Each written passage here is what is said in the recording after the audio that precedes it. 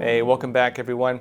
We're sitting here with Se Hoon Kim, Director of the Captive Nations Coalition of the Committee on Present-Endangered China. We're going to be talking about the Chinese Communist Party's abusive policies towards other countries. Se Hoon Kim, it's a real pleasure having you on Crossroads. Thank you. Now, you've been working on this coalition of these captive peoples of China. Tell us how this works or what you're working on. So the Captive Nations Coalition, or the CNC, as with its own acronym, it's made up of folks that have been taken over and were specifically oppressed by the Chinese Communist Party over the last 70 years, I would say, since its founding. So we represent those who are in the United States as well as those who are outside of the United States, trying to get their voices heard to the international world. Now, Secretary of State Mike Pompeo actually tweeted out a photo with some of you folks on there talking about this, actually. And it was interesting to see because this is a very different way of presenting the human rights abuses of the Chinese Communist Party, because we know that they invaded Tibet and they invaded Hong Kong now as well.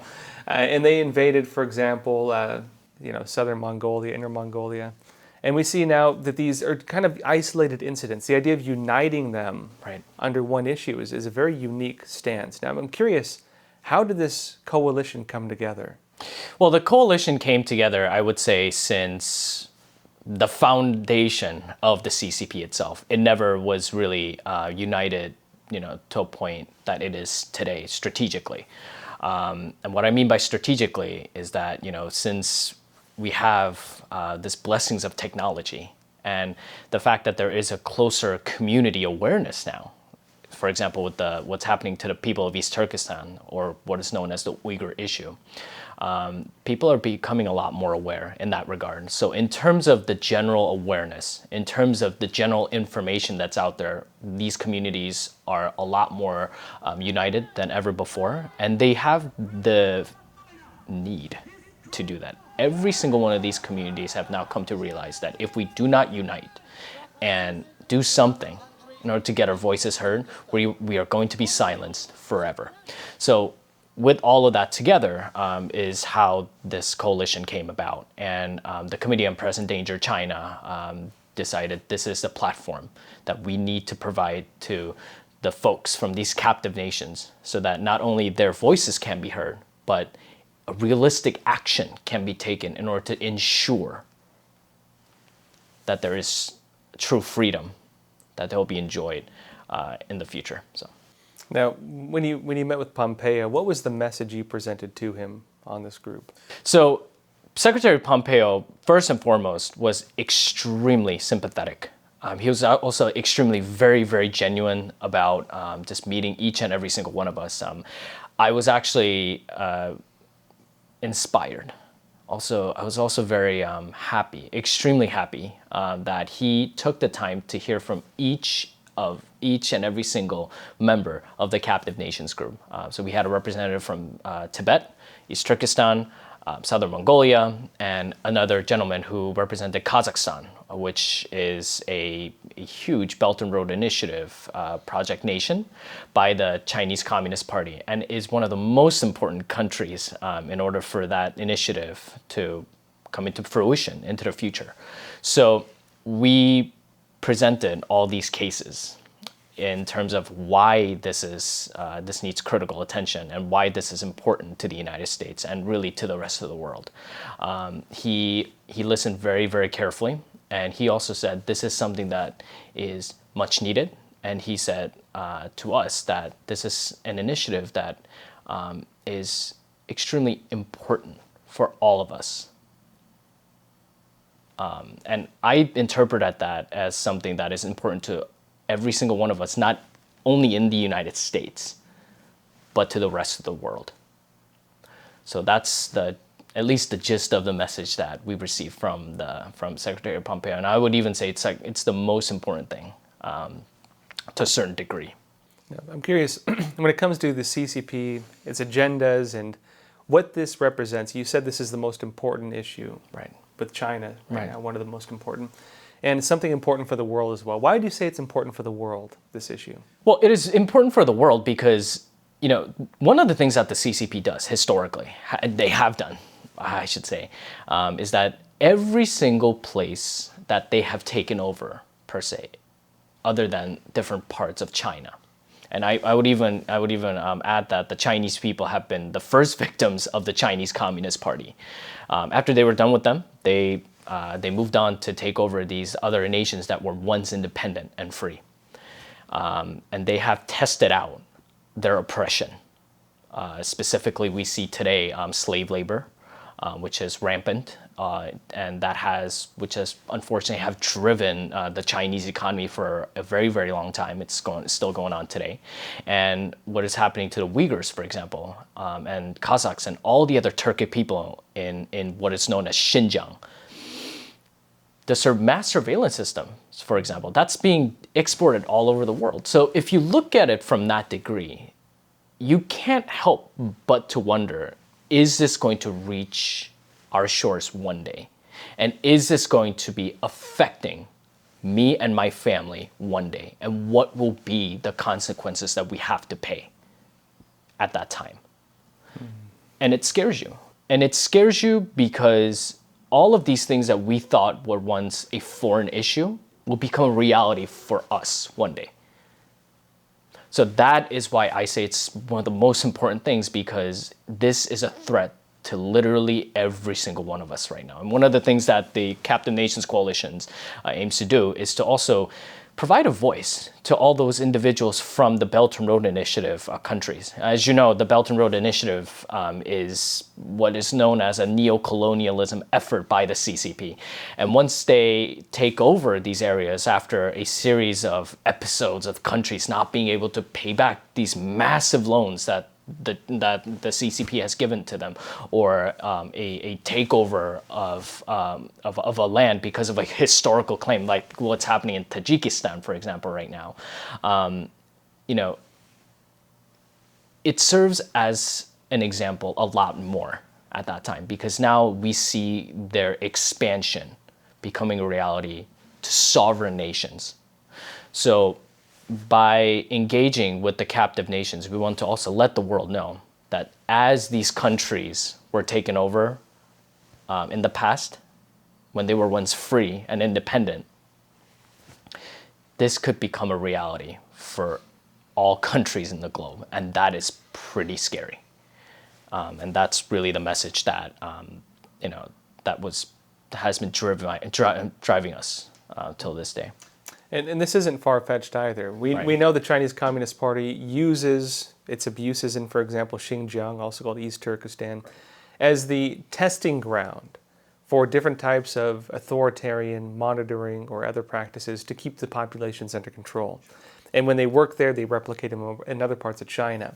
And we also know, as you mentioned, when the Chinese Communist Party goes abroad and makes these business deals under the One Belt, One Road initiative, these technologies come within the package of that when they build the infrastructure.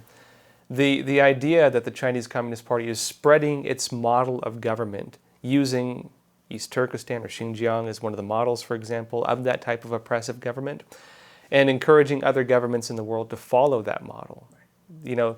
This really is an interesting point. It really is an image of the CCP creating its own system around the world. And maybe the front line of battle of this is these nations standing up against that and pushing back.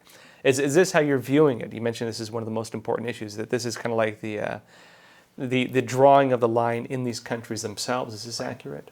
Absolutely. And on top of that, I would even say that a large portion of the Captive Nations Coalition communities, whether they're Tibetans, Southern Mongolians, East Turkestanis, specifically Uyghurs and Kazakhs, or even just ordinary Chinese dissidents who are Falun Gong practitioners, Chinese Christians, or just individuals who just simply want democracy. Many of them are patriotic, not just towards the United States, but patriotic members of a free society. And to them, that's a really, really critical part in the continuation of their survival too. Because not only are they fighting for their own freedom, but they're also warning the world about what could come, what could become a reality, as it did for them. But also at the same time, they teach us, every single one of these folks at least have taught me and many, many people in the committee and elsewhere how important and how valuable the freedom that exists here in the United States and the rest of the free world. And in a way, the Captive Nations Coalition aims to spread that message to each and every one of us that, it doesn't matter what you are. It doesn't matter what political party you affiliate yourself with. At the end of the day, we're still part of this free society. And there are those who are telling us that this is an important part of humanity and that we must do everything that we can to protect the freedoms that we have in this country. Now, I know you work, of course, very close with these people and the stories they're telling from within their own countries. And for a lot of people, I think people care about it, but for a lot of people, it's very distant. What is the situation like on the ground in these countries based on the people you've spoken to? Well, it's much worse than the narrative that we get from the general media. Fortunately, there are many investigative journalists like yourselves and many others around the world that have done their best to report on some of the oppression that goes on. When we talk about Tibet, right, you have mass surveillance, mass military presence, which is the same as East Turkestan, or otherwise known as Xinjiang. You hear from the Mongolian communities. For the first time, Mongolian people from all over the world have spoken out in unison against the Chinese Communist Party and what they're doing to the Mongol language and just identity. I mean, to them, this is a clear attempt to exterminate the Mongolian culture. And at least with the information that is being provided to these communities from the folks on the ground, people are saying, times what you know by 10. And that's how bad it is. They said, every morning we wake up and we're wondering, is this the day that I'm going to get arrested for speaking out against government policies that are trying to destroy people like me? You hear from those from Xinjiang or East Turkestan. They say they say the simple words, is my mother or father alive? My sisters are in concentration camp. I wonder if they're still breathing. So that's sort of, unfortunately, the gist of the stuff that we hear, right? And that's a gist of the truth that goes on, in these captive areas. When you talk to the folks from the Belt and Road Initiative nations like Nigeria or Kazakhstan or even Nepal, for example, one term always comes up, which is the term sovereignty. They said we are losing our sovereignty. Why? Because when the CCP actually demonstrate what they can do through these Belt and Road Initiative, project, they bring their own workers into their country. They don't hire any of the local workforce that's available there. Plus, they know for a fact that their government is corrupt, and henceforth will do anything that the CCP tells them in the future, as they have been doing right now. And so consequently, what would happen is the people will have to be the ones paying the price for it. They won't be able to get jobs. And since there's pretty much a Chinese takeover of their ports, of their military bases, and even a large portion of their energy sectors, like it was in Sri Lanka, the people are wondering, well, we're Sri Lankans, we're Nepalis, we're Kazakhs, we're Nigerians, we're X, Y, and Z. Are we not going to be able to call ourselves that anymore? And there's a genuine fear among these communities of losing who they are eventually in the future, all in the name of prosperous friendship that the CCP offers. So it's a lot more troubling than we know, and it's a lot more troubling than we could ever imagine at this point. And that's why it's so critical that we at least start doing our research on these world communities right now. I've actually spoken, of course, at different events and so on, and sometimes I get Chinese people, CCP type people coming up to me and saying, "Oh, how dare you criticize the Chinese Communist Party?" And one of the narratives they'll say is, didn't America invade Iraq? is an excuse of why the CCP invaded, for example, Tibet. Right. And, didn't America have colonialism? Didn't the West? Why can't the Chinese Communist Party have it? They try to create this equivalency, Right. of course, in their narratives. What would you say to that? Well, look, the United States and rest of the rest of the free world isn't innocent, isn't perfect. China's not perfect, right? And we clearly realize that. But the difference between not just the United States itself, but the difference between the free world and the Chinese Communist Party run China is that in the free world, at least we can hold ourselves accountable. For example, the Japanese internment, that was wrong. Slavery, that was wrong. But I can say that it is wrong because systematically I was taught about what had happened. And my teachers, I remember my fourth grade teacher, giving us a book assignment on the Japanese internment camps and said, these were human beings, American citizens, many of them patriotic American citizens that were taken away in these internment camps. And we have to make sure that something like this never repeats again. You have that kind of accountability system, and thank God we do, right? And the Iraq War, look, a lot of people have given their analysis to it, right? And now a lot of us realize that there was a lot more troubling factors about it than we realized in the past, right? But why do we have that system? Why do we have an opportunity to say that something was wrong and something was not wrong? It's because we have a system where we can at least correct ourselves, and that is how democracy runs, because human beings are inherently imperfect. Now let's look at a system run by the Chinese Communist Party. Do you also notice how every single one of their arguments have a reason behind it? Well, we invaded Tibet, they'll say, because it was a feudal system that was run by some Lama dictatorship, and we freed them. They'll have the same arguments for Southern Mongolia and what they began to call Xinjiang or East Turkestan. They said these people were backwards, these people were uneducated, but we went in there and saved the day. That sounds a lot like the KKK, for example, saying, well, gosh darn, we brought these minorities, we gave them education, we gave them all these great benefits in this country, and that's why everyone's enjoying what they're enjoying today. When in reality, it doesn't matter what race or background you're from. As Americans, we have the ability to build a better world here by holding ourselves accountable always. But for the Chinese Communist Party, I have not seen a single factor where that was applied in their system. And so that would be the narrative that I would provide. And that is probably the best narrative that these CCP sympathizers can hear. But also at the same time, I'm sure a lot of the programs that you've done in the past were done in the United States. Strangely enough, however imperfect this system is, they sure love to come over here, right, and enjoy a lot of the benefits that we have, right? I mean, if someone hits them, I'm sure they'll take it up to our court system, right, to rectify it, as they should. So, and it's a lot more sinister, too, because one of the things that the CCP does is that it has an inherent need to convince the world that at the end of the day, they are supreme. They are above everyone else.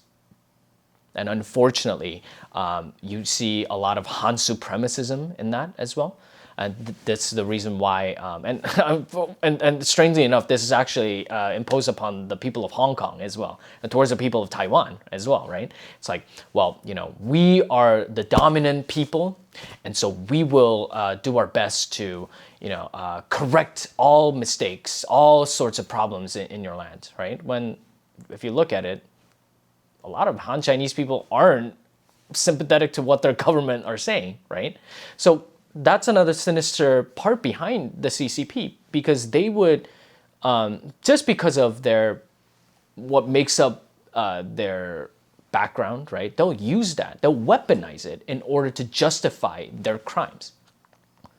When the rest of the country knows that it's bad, but they can't say anything. So I would say those are the biggest systematic differences. And thank God, I'm living in a free world where I can look at something and say that is wrong. and I can teach my children to make sure that they don't make the same mistakes as I do. Now, I know one of the narratives I've heard tossed around, and including, in fact, by even some Western journalists and academics, is they say, oh, well, China uplifted the Chinese people out of poverty. Right. Right. Now, I've personally responded to that, and I said, no, they suppressed the Chinese people. China was, of course, coming out of coming out of a feudalist society, Right. As was most of the world in the early 1900s and late 1800s. The CCP tries to take credit for the bringing about of technology. Like, no, that was a product of Western capitalism. Right. That was brought into China. Right. Exactly. Right. But of course, but they try to say, the Chinese Communist Party says there'd be no new China without the CCP. That's one of their slogans. And I've been shocked to see how many Western academics and journalists pick that up and actually believe it. Sure. I'm curious, though, based on, because I know you've spoken to these people as well, how do you often explain that? How do you talk about that? Well, firstly, in terms of prosperity, we need to define what prosperity means. Does prosperity just mean money? And in that case, yeah, China would technically fall under that, successful nation. But that's really not the reality, is it? Right? The wealth of China, I'm sure the CCP had a role in it, but in a genuine sense, it was the Chinese people that made it into a reality.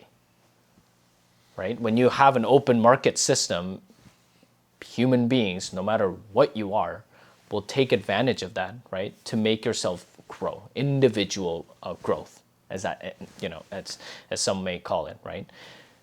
That concept was transported into China, and the Chinese people said, you know what, I'm going to take part in that.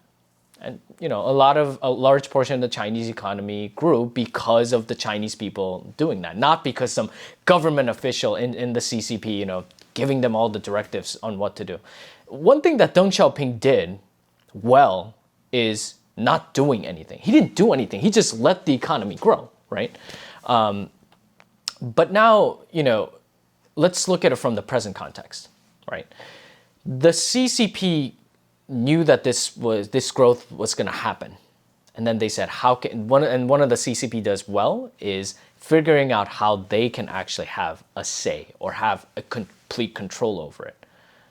And even though they call themselves proud, quote unquote, communists, a lot of these party members, especially those on the top, have huge shares and presence in these markets. So going back to these academics, right?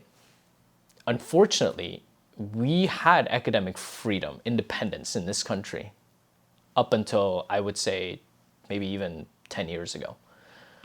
But when universities started to rely heavily on the Chinese students' tuitions, and I would even say there's also a factor of cancel culture where professors want to just pretty much criticize the U.S. as much as possible, but also at the same time interpret that as, well, in order to do that successfully, I need to praise a system that's other than the United States.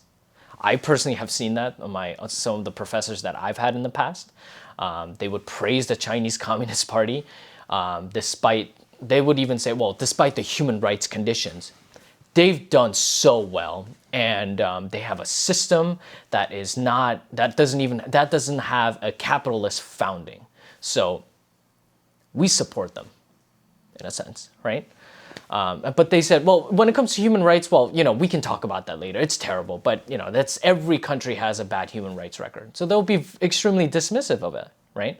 So my answer to those individuals who call themselves academics would say, well, Chinese government has done a great job in terms of bringing their people out of the poverty. Well, that's a lot more degrading to the Chinese people than ever, because what you're essentially saying is the Chinese people, at least to me, it sounds like Chinese people are somehow unable to take advantage of a free market like we do, right? It's at the end of the day, it was all the government effort that made it all possible. And we know that it's not true. And I would even go as far as to say this, is that, this narrative about, the Chinese people being another Chinaman, I would even say, it's extremely degrading. In a way, it's alive today in the Western world. Many people would not realize it, but they're in that pool. And stuff like that, by saying that, like, well, the Chinese people are different. The CCP has done at least a good job in bringing them out of the poverties that they were living in. I mean, well, are you basically saying that the Chinese people are not good enough for democracy? They are. Many of them come to the United States and have become amazing democratic figures, and have become amazing members of society that I and many of us come to respect. So, I would even say this is the time to keep ourselves and hold ourselves to a higher degree, and accept the fact that the Chinese people, are equal to all of us, and they deserve equal treatment as every single one of us on this planet.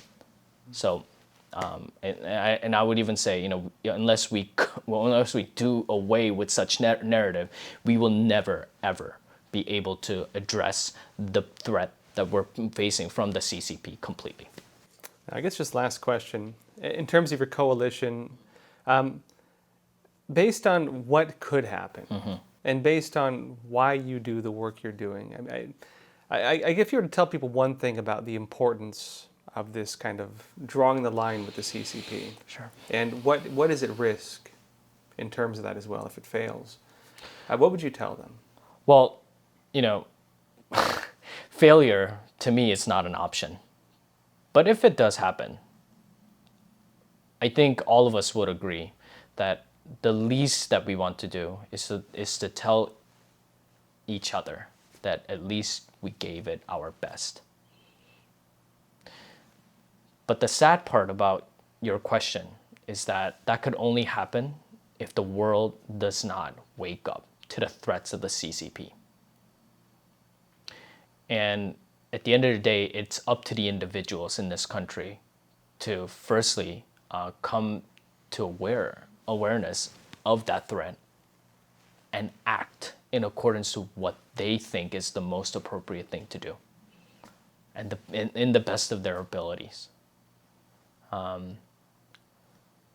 And I think at this point, I can clearly tell you that since its founding, the Captive Nations Coalition has been made up of individuals that pretty much have said to themselves, I'm not going to quit until my family is free from the concentration camps. I'm not going to quit until my culture is protected. I'm not going to quit until His Holiness the Dalai Lama could return to Tibet, and seat himself as the leader of the Tibetan people. So as long as that determination is alive, I don't think defeat will ever really happen. And even just mentioning the Chinese people themselves, this flaming fire for freedom and democracy that many of dissidents and just even the rest of the Chinese people who genuinely want it, defeat will not come as long as that fire is alive, and that has been demonstrated throughout the years since the founding of the CCP. I mean, look at what the Falun Gong practitioners are doing, for example, right? Let's set aside everything for a second. Despite the limited resources, despite the attacks that they're getting constantly as an evil cult or some other vilifying terms, they've done an amazing job in terms of protecting who they are, but also going beyond that and saying that China can be better, and that we need to let the world know that the CCP is an evil monster. The Chinese Christians, they're paying their price, with arrests, torture, a lot of times executions, organ harvesting, Despite all that, the Chinese people and the members of these captive nations have put up a fight. So I don't think any of them are looking into defeat, but the more that this fire is raging on, the closer to victory we are. And that's our primary focus, so that one day the restoration of their independence and freedom can be achieved. And as long as that is also alive, the term defeat will never apply to any of them. I can assure you of that. Se Hoon Kim, thanks for being on the show, and thanks for doing what you're doing. Thank you.